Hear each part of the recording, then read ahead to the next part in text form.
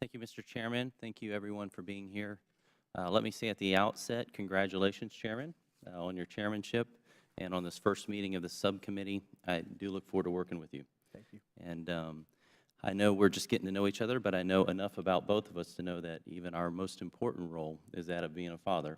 And because of that, we keep in mind our families and the families we represent, and that's one of the things that makes this such an important issue today.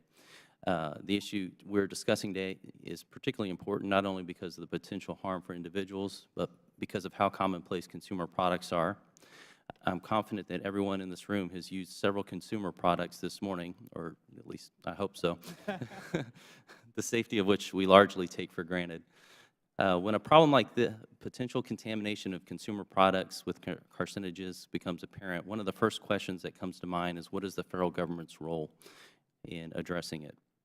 I think we can all agree on this. If a company knowingly puts contaminated products on the marketplace for consumers to buy and use, that's a bad actor, and bad actors should be held accountable.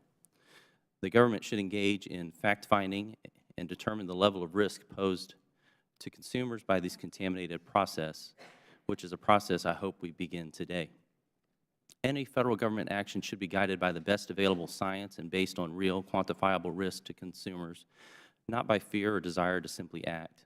It should be tailored to the problem at hand and designed to limit unintended or secondary consequences.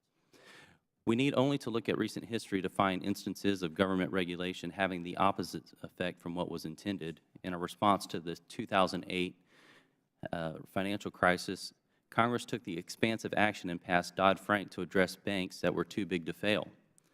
But according to the Wall Street Journal, the three largest U.S. banks by assets have taken in more than $2.4 trillion of domestic deposits over the last 10 years. That growth is more than the total assets held by the 8 largest banks in 2007, the year before the crisis began. In other words, we took banks that were too big to fail and we made them bigger. And why does this happen? It happens because regulatory complexity favors large, established companies who can better absorb new compliance costs.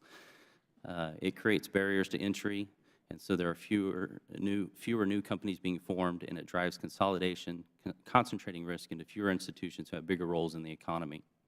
So as we work on this very real situation, I hope we can keep in mind scalable solutions as opposed to a one-size-fits-all approach. And I do thank our witnesses for appearing before the subcommittee today. Look forward to your testimony. Thank you for being here.